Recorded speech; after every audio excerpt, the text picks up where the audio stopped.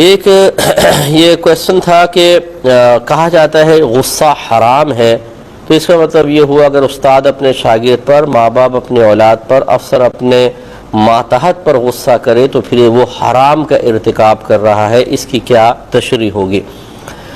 دیکھیے، ہر بعض ہمارے ہاں مقولے مشہور ہو جاتے ہیں، لیکن اس کا مطلب یہ نہیں ہوتا کہ تمام تر صورتوں کا حصر یا تمام صورتوں کو قید کر لینا مقصود ہے۔ مثال کے طور پہ جب کہا جاتا ہے غصہ حرام، تو اس کا مطلب یہ نہیں ہے کہ غصے کی تمام صورتیں یہاں شامل ہیں۔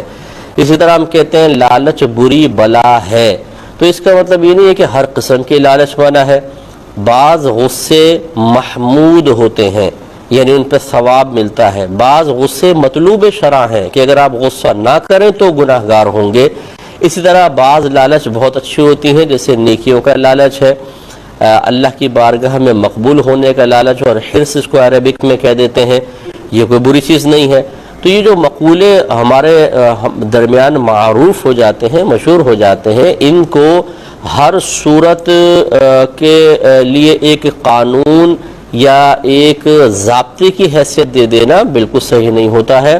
غصہ اگر ماں باپ، استاد یا افسر شرعی تقاضے کے مطابق دائرہ شریعت میں رہ کر اور صحیح وجہ سے کر رہا ہو تو اس میں کوئی حرج نہیں ہے، شریعت نے اس کی اجازت دی ہے۔ تو غصے کے بارے میں ہمارا کلام چل رہا تھا۔ یاد رکھیں کہ غصہ ہر جگہ حرام نہیں ہوتا، ہر جگہ اچھا بھی نہیں ہوتا۔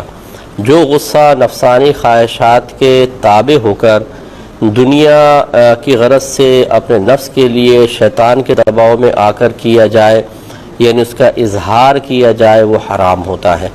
غصہ اصل میں یوں سمجھ لیں کہ دل کی ایک کیفیت کا نام ہے۔ جب کوئی چیز ہمیں ناپسندیدہ محسوس ہوتی ہے تو دل میں ایک نفرت اور ناپسندیدگی کی ایک کیفیت سی بننے لگ جاتی ہے، اسی کا نام غصہ ہوتا ہے۔ اب غصہ آنا یہ برا نہیں ہوتا، اس کا اظہار برا ہو سکتا ہے، کیونکہ غصہ آنا یا غصہ قلب میں پیدا ہونا یہ غیر اختیاری امر ہے، اور اللہ تبارک و تعالی نے غیر اختیاری امر پر انسان کی گرفت نہیں فرمائی ہے۔ لا یکلف اللہ نفسا الا وسعها، اللہ تعالیٰ فرماتا ہے کہ اللہ تعالیٰ کسی جان کو اس کی ہمت سے زیادہ آزمائش میں مبتلا کرتا ہی نہیں۔ تو غصہ آنا برا نہیں ہوتا، لیکن اس کا اظہار پھر اچھا یا برا ہو سکتا ہے، اور اظہار ہوتا ہے آنکھ کے ذریعے یا زبان کے ذریعے یا ہاتھ کے ذریعے یا پیر کے ذریعے، گھور کر دیکھا، برا بھلا کہہ دیا، ہاتھ سے مار دیا، پیر سے مار دیا، یہ غصے کا اظہار ہے۔ تو اگر انسان یہ دیکھتا ہے کہ اللہ تعالیٰ کی رضا کی خاطر نہیں بلکہ اپنی ذات کی خاطر دنیا کے لیے غصہ آیا ہے، تو اس کو پینا واجب ہے، اور پینے کا مطلب یہ ہوتا ہے کہ اس کا اظہار نہ ہونے دیں۔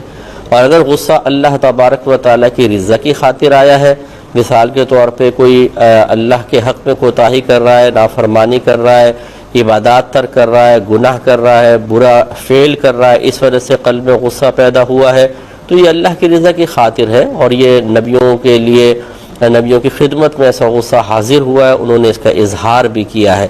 ایسا غصہ پیدا ہونا بھی بہت اچھا ہے، اور اس کا اظہار کرنا حکمت کے ساتھ یہ بھی بہت اچھا ہے۔